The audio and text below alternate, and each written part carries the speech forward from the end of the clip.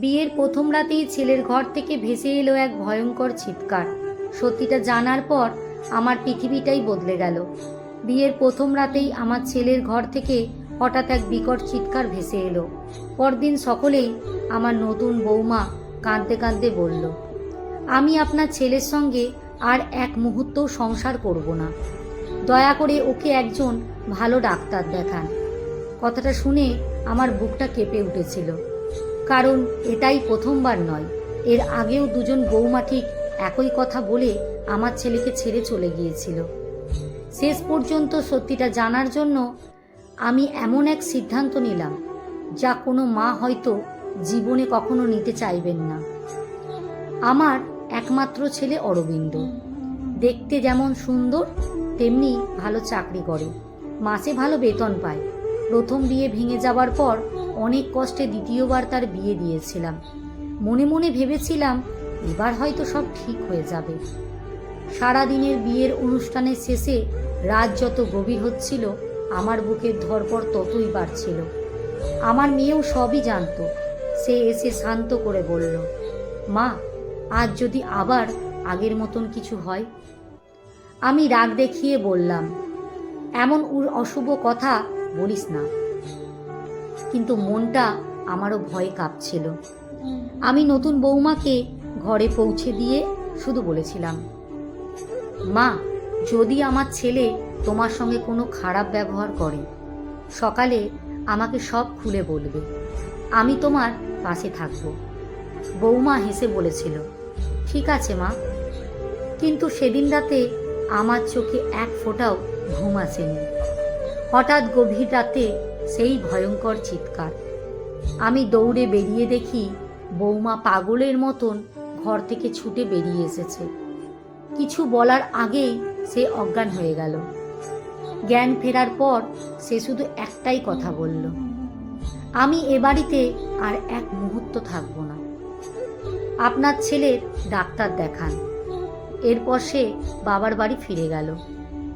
আমি ছেলের ঘরে গিয়ে দেখি ঘরের সব কিছু স্বাভাবিক, কোথাও কোনো ভাঙচুর নেই। অথচ আমার ছেলে ঘরে নেই, ফোনও বন্ধ। সেদিন কোনো উত্তর পেলাম না আমি ওর থেকে। এরপর অনেক বুঝিয়ে তৃতীয়বার অরবিন্দের বিয়ে ঠিক দিলাম। কিন্তু ভাগ্য যেন একই গল্প লিখে রেখেছিল। সেই রাতেও হঠাৎ যেন চিৎকার। নতুন বৌমা কাঁদতে কাঁদতে বাড়ি ছেড়ে চলে গেল। যাওয়ার আগে শুধু বলল, আপনারা বিয়ে দেওয়ার আগে একবার ডাক্তার দেখালে ভালো হতো। আমি আর কিছুই বুঝতে পারছিলাম না। আমার ছেলে কি এমন করত যার জন্য প্রত্যেকটি মেয়ে ফুলশয্যার রাতেই তাকে ছেড়ে চলে যাচ্ছিল। তারপর আমি একটা সিদ্ধান্ত নিলাম, যে করেই হোক সত্যিটা আমাকে জানতেই হবে।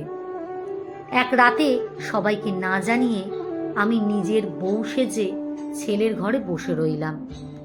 কিছুক্ষণ পর অরবিন্দ ঘরে ঢুকলো। আমাকে দেখে কিছু না বলে বাথরুমে চলে গেল। কয়েক মিনিট পর সে বেরিয়ে এলো, কিন্তু বেরিয়েই এমন অদ্ভুতভাবে হাসতে শুরু করলো যে আমার শরীর কাঁপতে লাগলো।